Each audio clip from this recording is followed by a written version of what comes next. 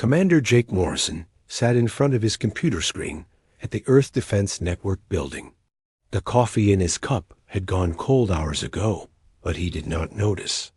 His eyes were fixed on the strange readings that appeared on his monitor. Something was wrong in space near Earth, and Jake knew it. "Lisa, come look at this," Jake called to his teammate. Lisa Garcia walked over to his desk. She worked with communication systems and knew how to read the signals from space. "What do?" "You see?" Lisa asked as she looked at the screen. "These energy readings don't make sense," Jake said, pointing at the display. "They're coming from different places around Earth, but there's nothing there. Our satellites show empty space." Lisa studied the data carefully. She had been working with space signals for 10 years, but she had never seen anything like this before. "The patterns are too regular to be natural," she said. "Something is making these signals." Ryan Clark, who worked on military planning, joined them at the desk. "Are you sure this isn't just a computer error?" he asked. "I checked 3 times," Jake replied. "The signals are real. They're weak, but they're there." The 3 of them spent the next hour looking at the data. The energy signatures appeared in 12 different locations around Earth. Each signal had the same pattern, like they were all connected to each other. "We need to tell Colonel Patterson about this," Lisa said. Colonel Steve Patterson was their boss, and the head of Earth's defense systems, Jake, picked up his phone and called the colonel. "Sir, we have something strange here.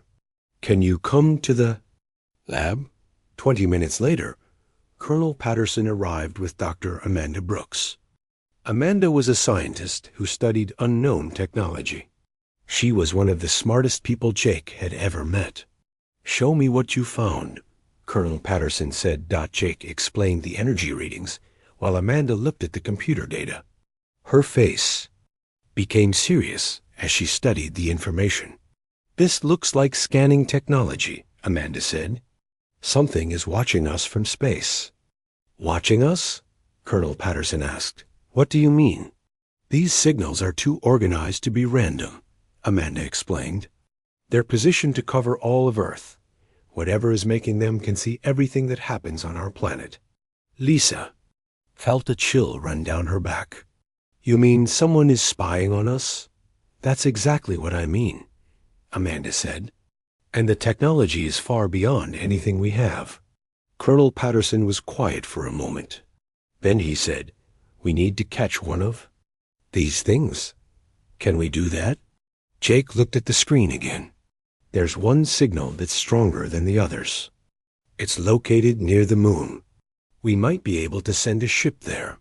"Do it," Colonel Patterson ordered, "but be careful. We don't know what we're dealing with." 2 days later, a small Earthship flew toward the moon. The ship was called the Scout, and it carried special equipment to detect hidden objects in space. Captain Tony Rodriguez led the mission with his crew of 5 people. "We're getting close to the signal location," reported the ship's engineer, Maya Singh. "The readings are getting stronger." "I don't see anything on the visual display," said Chris Johnson, who controlled the ship's weapons. "It's there," Maya said. "The signal is coming from right in front of us." Captain Rodriguez ordered the ship to move slowly forward. Suddenly, Maya shouted, "There! I can see it now." On the screen appeared a small metal object about the size of a car. It was dark and smooth, almost invisible against the black of space. Strange lights blinked on its surface. "It's some kind of probe," Captain Rodriguez said. "Maya, can you bring it aboard?" "I think so," Maya replied, "but we need to be careful. It might be dangerous." Using the ship's mechanical arms, Maya carefully grabbed the alien probe and brought it into the Scout's cargo area. The object did not fight back or try to escape. "It's not fighting us," Chris observed. "Maybe it doesn't know we caught it." The Scout returned to Earth with the alien probe. Dr. Amanda Brooks and her team were waiting in the lab when the ship arrived. "Be very careful with this thing," Amanda warned as they moved the probe into the research room.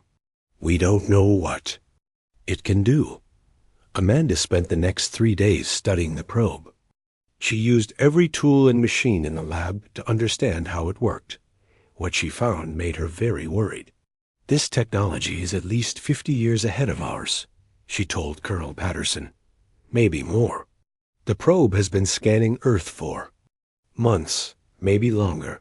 What kind of scanning? Colonel Patterson asked. Everything, Amanda said. It knows where our cities are, how many people live there, what weapons we have, where our factories are located. It has been watching us like we watch animals in a zoo. Jake Morrison joined the meeting. We found something else, he said. A probe has been sending information somewhere else. We tracked the signal. Where does it go? Colonel Patterson asked. Far away, Jake replied, beyond our solar system. Someone out there has been getting reports about Earth. Amanda opened a file on her computer. I decoded some of the probe's memory. Look at this. On the screen appeared symbols and numbers that looked like a language from another world. This is their writing, Amanda said. I can read some of it. They call Earth Subject World 7439, and humans the indigenous population. Indigenous population? Colonel Patterson said angrily. They talk about us like we're animals. There's more, Amanda continued. They think Earth is a soft target with manageable resistance potential. They believe we can't fight back. The room became very quiet. Everyone understood what this meant. Somewhere in space, aliens were planning to take over Earth. They had been watching and studying humans, looking for weaknesses. We need to tell the president, Colonel Patterson said. This is bigger than just our department. That evening, President Helen Carter called an emergency meeting with leaders from around the world. The meeting was held in a secure room where no one could listen to their conversation. What you're about to hear must not leave this room, President Carter began. We have discovered that Earth is being watched by aliens who may be planning to invade our planet. Colonel Patterson and Dr. Amanda Brooks explained everything they had learned. They showed the alien probe and the decoded messages. The world leaders listened in shocked silence. How many of these probes are there? Asked the leader of China. We think there are at least 12, Amanda replied. Maybe more. They're positioned all around Earth. What do we do? Asked the leader of Russia. President Carter looked around the room. We prepare. And we make sure these aliens know that Earth is not as weak as they think. The meeting lasted all night. By morning, every major country on Earth had agreed to work together. They would share technology, information, and military resources to defend their planet. As the sun rose, Jake Morrison looked out the window of the defense building. Somewhere in space, aliens were watching Earth and planning to take it over. But they had made one mistake. They thought humans were weak and could not fight back. They were about to learn how wrong they were. Katie Thompson had been working as a spy for the Earth Defense Network for 8 years. She was good at finding hidden things and following secret trails. Now she had the most important job of her life. She needed to find where the alien signals were coming from. The probe we caught is still sending messages, Katie told her team. Even though we have it in our lab, it's trying to contact something. Her team sat around a large table covered with computers and maps. They had been working for 3 days without much sleep. Everyone knew how important this job was. Can we follow the signal? Asked Ben Parker, who worked with satellite technology. That's what we're going to do, Katie said. But we need to be very careful. If the aliens know we're tracking them, they might stop talking or move to a different location. Katie's team used every piece of equipment they had. They listened to radio signals from space, watched for unusual movements, and studied energy patterns. Slowly, they began to trace the alien messages. The signals are going toward the edge of our solar system, reported Linda Foster, who was an expert with space computers. Something big is out there. How big? Katie asked. Much bigger than the probe we caught, Linda said. The energy readings suggest it's as large as a city. Meanwhile, Captain Tony Rodriguez was preparing for another mission. This time, he would take his ship, the Defiant, much farther from Earth. His job was to find the source of the alien signals and learn what the aliens were planning. This is dangerous, Colonel Patterson warned him. We don't know what's waiting for you out there. I understand, sir, Captain Rodriguez replied. But we need to know what we're facing. The Defiant was Earth's most advanced ship. It had been built in secret over the past 5 years. Maya Singh, the ship's engineer, had worked on making it as quiet as possible so aliens couldn't detect it easily. All systems are ready, Maya reported as the ship left Earth's orbit. We're invisible to most scanning systems. With Captain Rodriguez were 5 other crew members. Chris Johnson controlled the weapons, Alex Turner handled communications, and Dr. Sarah Mitchell studied alien technology. They were Earth's best people, chosen for this dangerous mission. The ship flew for 2 days toward the edge of the solar system. The crew took turns sleeping and watching for danger. They knew they were heading into unknown territory. I'm getting something on the sensors, Maya said on the 3rd day. There's a large object ahead of us. Can you see it? Captain Rodriguez asked. Not yet, Maya replied. But it's there. The energy readings are very strong. As they got closer, a huge structure appeared on their screens. It was like nothing anyone on Earth had ever seen. The alien station was dark and covered with strange shapes and lights. It's enormous, Chris Johnson said quietly. It must be 10 times larger than our biggest space station. The alien station was shaped like a giant ring with spikes coming out of it. Lights moved along its surface in patterns that hurt the eyes. To watch, it was beautiful and frightening at the same time. I'm reading hundreds of scanning devices, Maya reported. This thing is watching everything in our solar system. Dr. Sarah Mitchell studied the station through her instruments. It's been here for a long time, she said. Maybe more than a year, and it's been watching Earth every day.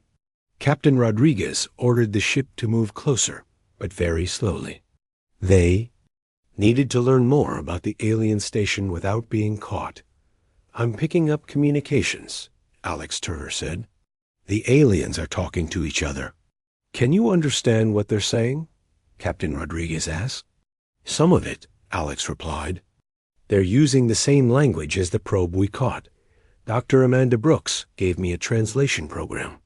As they listened, the crew learned horrible things. The aliens were not just watching Earth. They were planning to invade it. They're talking about something called Operation Harvest, Alex reported. They want to take Earth's water and minerals. They plan to move humans to different planets to work as slaves. Dr. Sarah Mitchell's face became pale. There's more, she said. They think humans are too primitive to fight back. They're planning to use only a small force to take over Earth. The crew listened in shock as the aliens discussed their plans. They talked about Earth like it was an empty planet with some animals living on it. They did not think of humans as intelligent beings who could defend themselves. How many ships do they have? Captain Rodriguez asked. From what I can hear, about 50 warships, Alex said. But they're only planning to send 10 to Earth. They think that will be enough. Maya studied the alien station more carefully. This place is like a giant eye, she said. It can see everything that happens near Earth. Every ship that launches, every satellite we put in orbit, every military exercise we do. But they can't see us right now, Chris Johnson pointed out. Our stealth technology is working. For now, Captain Rodriguez said, but we can't stay here long. Sooner or later, they'll notice us. The crew spent 6 hours studying the alien station. They learned that it was defended by automatic weapons, but there were only a few aliens actually living. There, most of the work was done by machines. They're so confident that they don't think they need many guards, Dr. Sarah Mitchell observed. They really believe humans are no threat to them. As they prepared to leave, Alex Turner heard something that made him excited. "They're sending a message back to their home planet," he said. "If I can record it, our scientists might be able to learn where they come from." The crew recorded the alien message, then began the long journey back to Earth. They had learned many important things, but they also knew that Earth was in great danger. Back on Earth, Dr. Amanda Brooks was still studying the alien probe. She had made an important discovery. "The probe's memory contains maps," she told Colonel Patterson. "Maps of Earth's cities, military bases, and factories. But also maps of other planets." "Other planets?" Colonel Patterson asked. "Yes," Amanda said. "The aliens have done this before. They've invaded at least 20 different worlds. And they've won every time." Amanda showed him pictures from the probe's memory. They showed beautiful planets that had been turned into empty mining sites, cities that had been destroyed, entire species that had been enslaved or killed. "This is what they want to do to Earth," Amanda said. "And they think it will be easy because we're just a primitive species." Colonel Patterson looked at the pictures for a long time. Then he said, "They're about to learn that humans are not as primitive as they think." When Captain Rodriguez returned from his mission, he brought news that changed everything. The alien station was real, it was huge, and it was planning Earth's destruction. But it was also vulnerable. "The station is powerful, but it's not expecting an attack," Captain Rodriguez reported. "The aliens are so confident that they've made themselves an easy target." President Carter called another emergency meeting. This time, military leaders from every country came to discuss Earth's response. "We know what we're facing," President Carter said. "We know where the enemy is. Now we need to decide what to do about it." General Marcus Webb, who led Earth's combined military forces, stood up. "We have two choices," he said. "We can wait for them to attack us, or we can strike first." "What do you recommend?" President Carter asked. "We send them a message," General Webb said. "A message they'll never forget. We show them that Earth is not a weak target. We show them that humans can fight back." The room was quiet as everyone thought about this. Then President Carter spoke. "What kind of message?" "We destroy their spy station," General Webb said. "We use their own technology against them. And we make sure they know that Earth is ready to defend itself." Katie Thompson had been listening to the discussion. Now she spoke up. "If we're going to send a message, we need to make sure they understand it," she said. "We need to speak to them in their own language." "What do you mean?" President Carter asked. "We don't just destroy their station," Katie said. "We tell them why we're doing it. We explain that Earth knows it's being watched, and Earth doesn't like it. We make them understand that humans are not animals to be hunted." Dr. Amanda Brooks nodded. "I can create a translation program," she said. "We can send them a message in their own language." "Then that's what we'll do," President Carter decided. "We'll send the aliens a message they'll never forget." As the meeting ended, everyone knew that Earth's quiet days were over. The aliens had been watching and planning, thinking humans were too weak to fight back. Now they would learn the truth about human strength and determination. The war for Earth's freedom was about to begin. General Marcus Webb walked into the biggest military meeting room on Earth. Leaders from every country sat around a huge table. Maps covered the walls, and computers showed pictures of the alien station floating at the edge of the solar system. "Ladies and gentlemen," General Webb began, "we are starting Operation Clear Signal. This is our plan to send a message to the aliens who have been spying on us. The plan was simple but dangerous. Earth would build a new spaceship using alien technology from the probe they had captured. This ship would fly to the alien station and deliver a message from all of humanity. The message will be clear, General Webb explained. Earth knows it is being watched. Earth does not like being watched, and Earth will defend itself if necessary. In a secret facility in Switzerland, engineer Paul Martinez worked day and night with his team. They were trying to understand how the alien technology worked so they could build it into human ships. "This is incredible," Paul said as he studied the alien probe's power system. "Their technology is so advanced, but it's also simple in some ways." Paul's team had been working for a week without much rest. They knew that time was running out. The aliens were still watching Earth, and they were probably planning their attack. "I think I understand how their shields work," said engineer Carol Davis. "They bend light around their ships to make them invisible. But if we can copy this technology, we can make our own ships invisible too. What about their weapons?" asked Tom Wilson, who worked on military systems. "That's harder," Paul admitted. "Their weapons use energy in ways we don't fully understand, but I think we can build something similar." Meanwhile, Dr. Jennifer Walsh led a team of scientists in California. Their job was to create defenses against alien scanning technology. If the aliens could see everything on Earth, humans needed a way to hide. The alien probes use quantum scanning, Dr. Walsh explained to her team. They can see through most materials and detect energy from very far away. "How do we stop them?" asked scientist Robert Kim. "We create interference," Dr. Walsh said. "We build devices that send out confusing signals. The aliens will still be able to scan us, but they won't be able to understand what they're seeing." Dr. Walsh's team worked in a laboratory deep underground. They tested different methods of hiding from alien scanners. After many failed attempts, they finally created a device that worked. "It's like electronic camouflage," Dr. Walsh said. "We can make our ships and buildings look like empty space or natural objects. The aliens will see something, but they won't know what it really is." At the same time, Captain Laura Henderson was preparing for the most important mission of her life. She would command Earth's first ship built with alien technology. The ship was called the Vigilant, and it would carry Earth's message to the alien station. "This ship is unlike anything we've ever built," Captain Henderson told her crew. "It uses alien technology, but it's controlled by human hands and human minds." The Vigilant looked different from other Earth ships.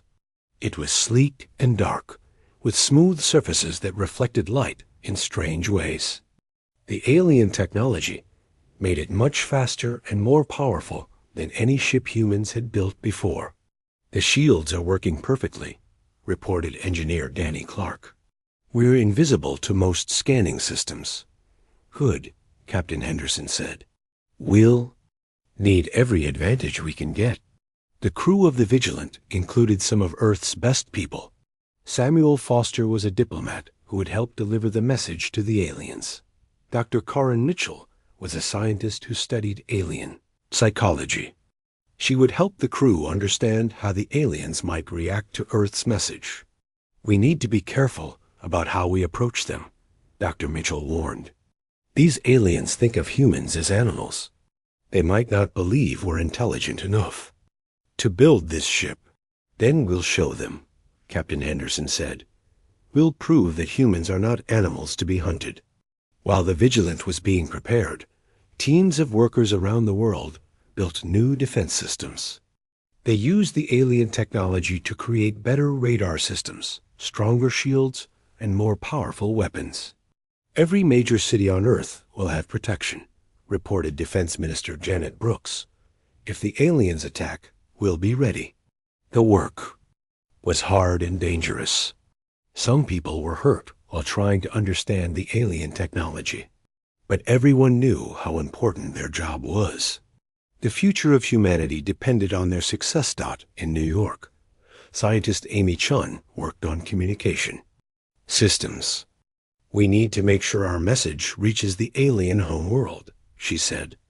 "It's not enough to talk to the station. We need to talk to their leaders. Can we do that?" asked technician Gary Lopez. "I think so," Amy replied. "The alien probe has communication codes in its memory. We can use those codes to send a message directly to their planet." President Carter visited the teams working on the project. She wanted to see the progress for herself and to encourage the workers. "What you're doing here will save our planet," she told the engineers and scientists. "You're giving humanity a chance to survive." The workers were proud of their job, but they were also scared. They knew that if they failed, Earth would be invaded by aliens who thought humans were just animals. "We won't fail," Paul Martinez promised the president. "We'll give the aliens a message they'll never forget." As the work continued, Intelligence Officer Katie Thompson kept watching the alien station. She wanted to know if the aliens suspected anything. "They're still sending regular reports," Katie reported. "They don't seem to know that we've captured one of their probes." "What are they saying in their reports?" asked Colonel Patterson. "The same things as before," Katie replied. "They still think Earth is a weak target. They're planning to start their invasion next month." This news made everyone work even harder. They had less time than they thought. The alien attack was coming soon, and Earth needed to be ready. Dr. Amanda Brooks made an important discovery while studying the alien probe. "I found something interesting," she told the research team. "The aliens have a code of behavior. They call it the Conquest Protocol." "What does it say?" asked Dr. Walsh. "It says that advanced species should not waste resources fighting weak species," Amanda explained. "If a species can prove it's strong enough to fight back, the aliens will consider negotiating instead of attacking. So if we show them we're strong, they might not invade?" asked Colonel Patterson. "Maybe," Amanda said, "but we need to show them real strength. We need to prove that attacking Earth would be too expensive for them." This gave the defense teams a new goal. They needed to build not just a ship to deliver a message, but a ship that would prove Earth's strength. "The Vigilant needs to be more than a messenger," General Webb decided. "It needs to be a demonstration of human power." The engineers worked even harder to improve the ship.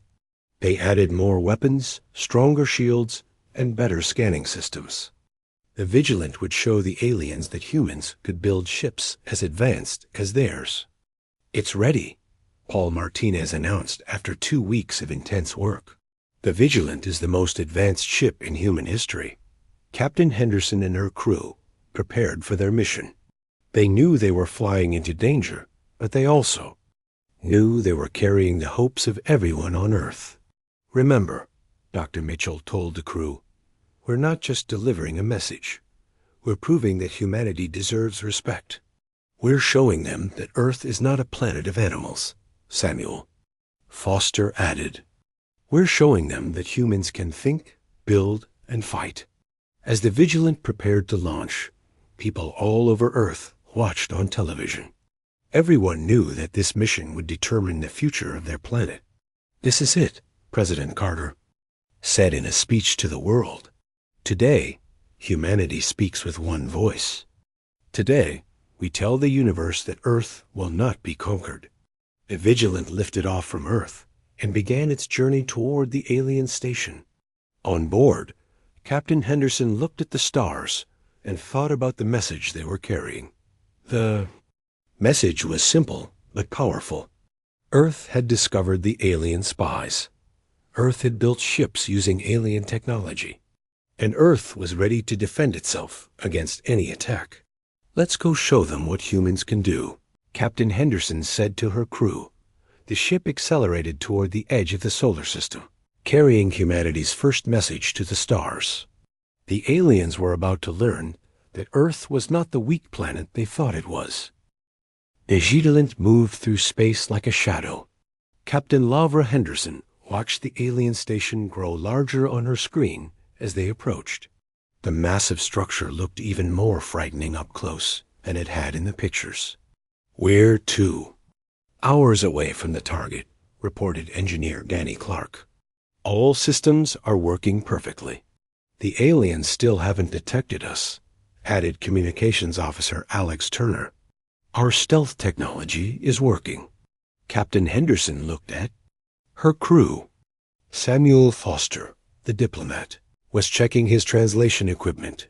Dr. Karen Mitchell was studying alien psychology reports. Everyone was nervous, but they were ready. "Remember the plan," Captain Henderson said. "We deliver the message. We show them what we're capable of, and we come home. We don't start a fight unless they force us to." The alien station was enormous. It stretched across space like a dark city, covered with sensors and communication devices. Lights moved along its surface in patterns that seemed almost alive. "I'm reading the station's defenses," reported weapons specialist Chris Johnson. "They have automatic guns, but they're not aimed at us. They don't know we're here." "How many aliens are on board?" Captain Henderson asked. "Not many," Dr. Mitchell replied, studying her instruments. "Maybe 50 or 60. Most of the station is run by computers." "They're so confident that they don't think they need many guards," Samuel Foster observed. "They really believe no one can threaten them." As they got closer, Alex Turner began picking up alien communications. "They're talking about Earth," he said. "They're discussing their invasion plans." "What are they saying?" Captain Henderson asked. "They're laughing," Alex replied, his voice angry. "They think it will be easy to conquer Earth. They're comparing it to hunting animals." The crew listened in silence as the aliens discussed their plans. They talked about which cities to attack first, how to capture humans for slave labor, and how to strip Earth of its resources. "They want to take our water to other planets," Alex reported. "They plan to move humans to work in mines on distant worlds. They think we're too primitive to resist." Captain Henderson felt anger building inside her. These aliens had been watching Earth for months, studying humans like insects under a microscope. They thought Earth was defenseless. "It's time to show them how wrong they are," she said. The Vigilant moved to a position directly in front of the alien station. Then Captain Henderson gave the order that would change everything. "Open communications. Send our message on all frequencies." Samuel Foster activated the translation system that Dr. Amanda Brooks had created. The message began in the alien language, but it was a message from all of humanity. "To the Zephyrian Empire," the message began. "This is Earth. We know you are watching us. We know you are planning to invade our planet. We are here to tell you that Earth will not be conquered." The response from the alien station was immediate. Alarms began sounding, and lights flashed across the structure. The aliens had never expected to receive a message from the species they were planning to invade. "They're trying to scan us," Danny Clark reported. "But our shields are blocking. They're sensors. They can't figure out what we are," Dr. Mitchell said. "Their instruments are telling them we're using their own technology." The alien communications channels filled with confused voices. Alex Turner translated their panicked conversations. "They're saying our ship is impossible," he reported. "They can't understand how humans built something so advanced." "Good, Captain," Henderson said. "Now let's show them what else we can do." The Vigilant demonstrated its capabilities by performing maneuvers that no human ship had ever been able to do. It moved faster than light for short distances, turned invisible, and showed weapon systems that matched alien technology. "Continue." The message, Captain Henderson ordered. Samuel Foster transmitted the second part of Earth's message. "We have studied your technology. We have learned from your spy devices.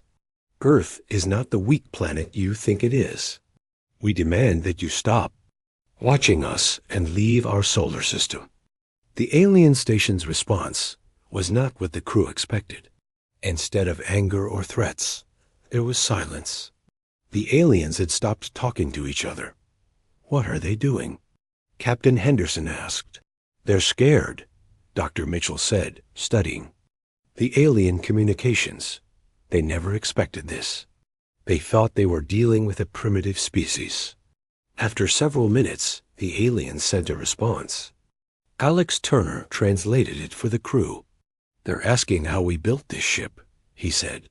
"They want to know if we have more ships like it. They're trying to understand how we learned to use their technology." "Don't answer yet," Captain Henderson said. "Let them worry about it." The Vigilant moved closer to the alien station. As it did, the crew discovered something that made them even more angry. The station contained detailed plans for Earth's invasion. "They have maps of every major city," Chris Johnson reported. "They've marked targets for bombing, locations for landing troops, and places to set up prison camps." "They were planning to bomb our cities?" Samuel Foster asked in shock. "Not just bomb them," Dr. Mitchell said, reading the alien plans. "They were planning to destroy anything that could be used for resistance. Schools, hospitals, government buildings. They want to break human society completely." Captain Henderson had heard enough. "Send the final part of our message," she ordered. "Samuel." Foster transmitted Earth's ultimatum. "We know about your invasion plans. We know you think humans are animals to be hunted. You are wrong. Earth is defended by people who will fight for their freedom. Leave our solar system now or face the consequences." The alien response came. Quickly, they demanded to know how many ships Earth had, where they were located, and what other weapons humans possessed. "They're still thinking like predators," Dr. Mitchell observed. "They want to know if Earth is still a target worth attacking." "Then let's show them it's not," Captain Henderson said. The Vigilant began systematically destroying the alien station's surveillance equipment. Using weapons built from alien technology, they disabled the sensors that had been watching Earth for months. "Each one of these devices has been spying on our planet," Captain Henderson announced over the communication channel. "Now they're scrap metal." The aliens watched in horror as their expensive surveillance systems were destroyed. They had spent years building the station, and now it was being torn apart by the very species they had been studying. "They're begging us to stop," Alex Turner reported. "They say the station is too valuable to destroy." "Then they should have thought of that before they decided to spy on Earth," Captain Henderson replied. As the Vigilant continued its demonstration, the crew made another important discovery. The station's computer systems contained information about other planets the aliens had conquered. "There are 23 worlds on this list," Dr. Mitchell said. "The aliens have destroyed civilizations across the galaxy. They've enslaved entire species." "Earth was supposed to be number 24, Samuel Foster said grimly. "But we're not," Captain Henderson said. "We're the first species to fight back before they could attack." The destruction of the surveillance equipment took 3 hours. When it was finished, the alien station was blind. It could no longer watch Earth or send reports back to the Zephyrian Empire. "Send them one final message," Captain Henderson ordered. Samuel Foster transmitted Earth's last communication to the aliens. "Your spy station has been destroyed. Your invasion plans have failed. Earth is not a world of animals to be hunted. We are humans, and we will defend ourselves against any threat. Tell your empire that Earth is watching now. If you come back, we will be ready." The alien response was immediate and desperate. They wanted to negotiate, to discuss terms, to find a way to avoid conflict. "Too late," Captain Henderson said. "They should have thought about negotiation before they started planning to destroy our cities." But the crew had one more surprise for the aliens. As the Vigilant prepared to leave, they transmitted a gift to the alien station. It was a complete recording of human history, art, music, and science. "This is what you were planning to destroy," Samuel Foster said as he sent the transmission. "This is what you thought was primitive. Study it well. Learn what you almost lost." The aliens received the cultural transmission in stunned silence. They had been planning to destroy a civilization that had created art, music, literature, and science. They had been about to wipe out thousands of years of human achievement. "Now they know what Earth really is," Dr. Mitchell said. "They know what they were about to destroy." The Vigilant turned toward Earth and began its journey home. Behind them, the alien station floated in space, damaged and blind. The aliens inside were sending urgent messages to their empire, warning them that Earth was not the easy target they had expected. "Mission accomplished," Captain Henderson announced to her crew. "We've delivered Earth's message. Now let's go home and see what happens next." As they traveled back toward Earth, the crew knew they had changed everything. The aliens would never again think of humans as primitive animals. Earth had proven it could defend itself. "What do you think will happen now?" Samuel Foster asked. "The aliens will have to decide," Dr. Mitchell replied. "Do they still want to attack a planet that can fight back, or do they look for easier targets?" "Either way, Earth will be ready," Captain Henderson said. The journey home took 2 days. Far across the galaxy, Admiral Kethvar stood in the command center of the Zephyrian Empire's main fleet. The report from the surveillance station had arrived 3 days ago, and it had shocked everyone in the Empire's leadership. "Impossible," Admiral Kethvar said as he read the report again. "A primitive species cannot build technology equal to ours."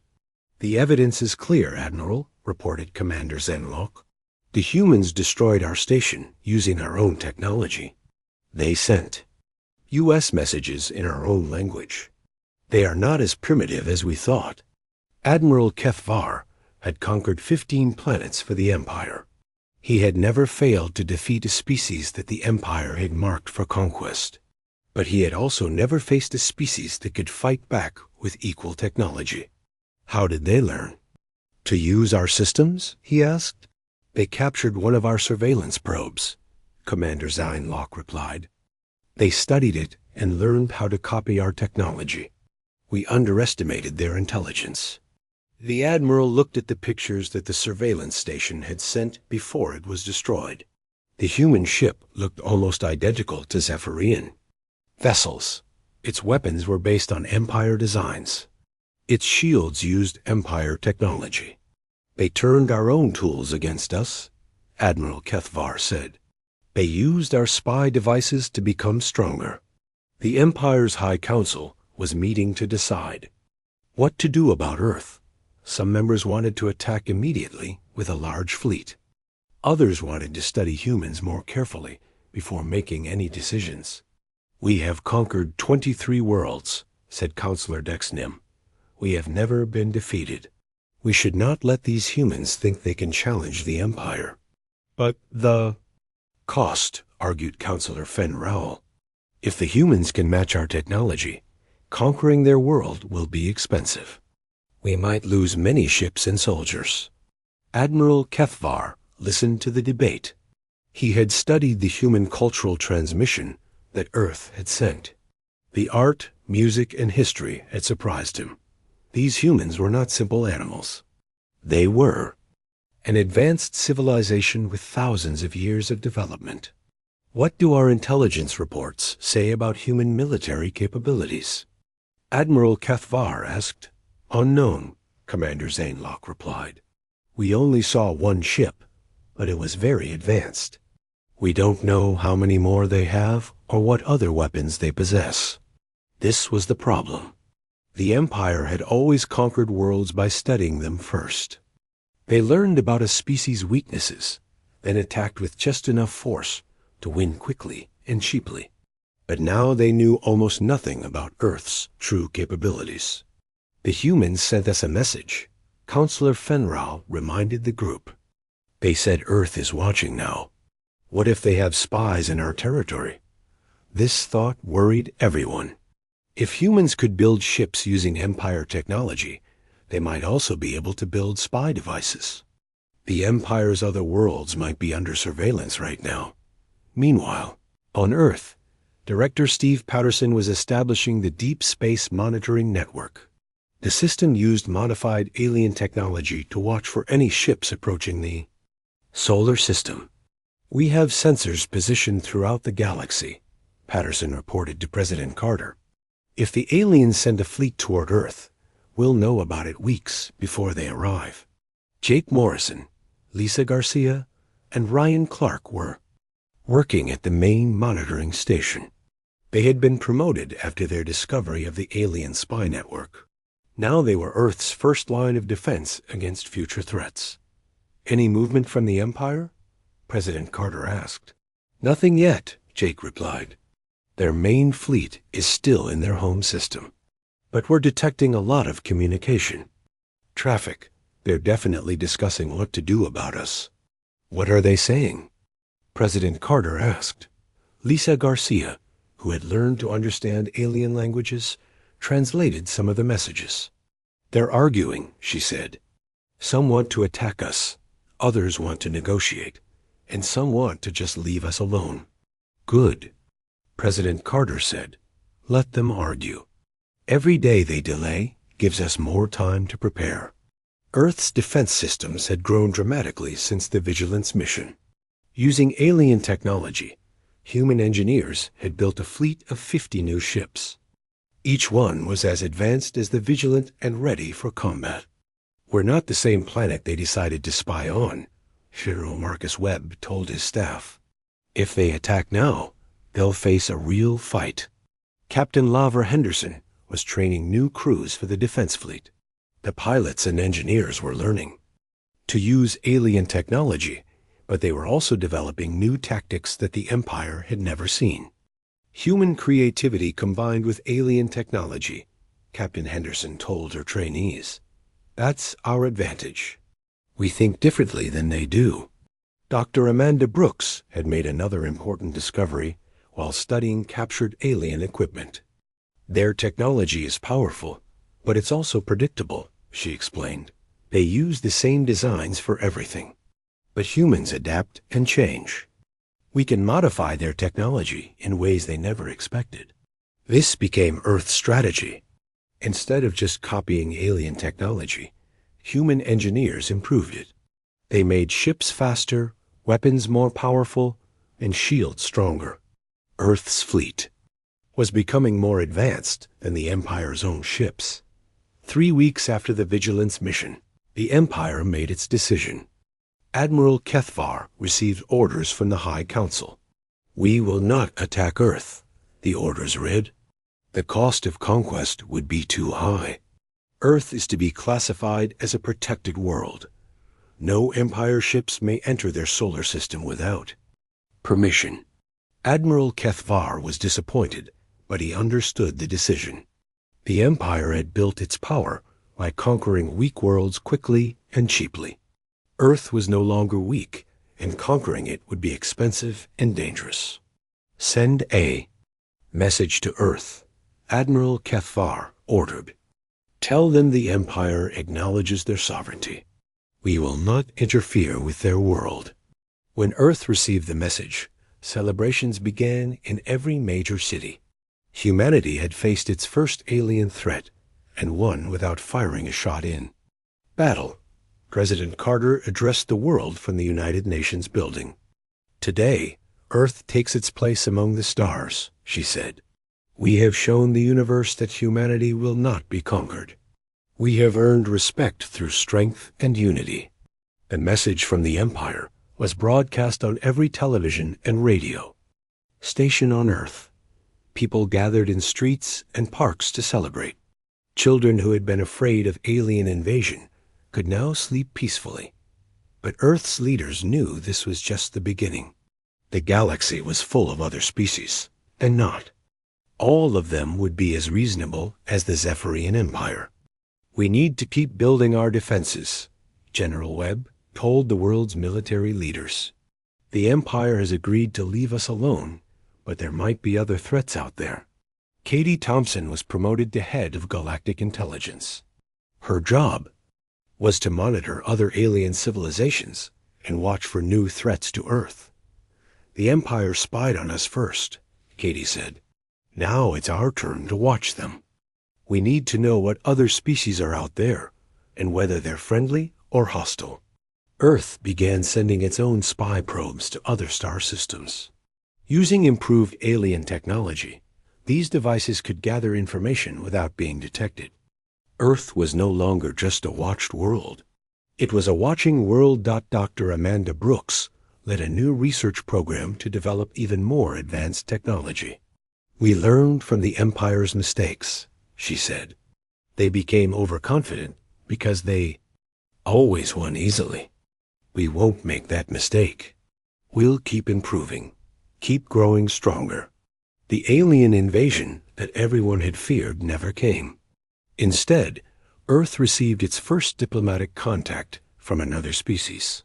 The Altarian Republic, a peaceful alliance of worlds, sent a message congratulating Earth on its successful defense. We have been watching your conflict with the Empire, the Altarian message said. We are impressed by your courage and ingenuity. We would like to establish peaceful relations with Earth. President Carter smiled as she read the message. Earth was no longer alone in the galaxy.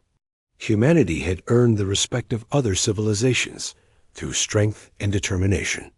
Send a reply, President Carter ordered. Tell them Earth is ready to join the galactic community as an equal partner.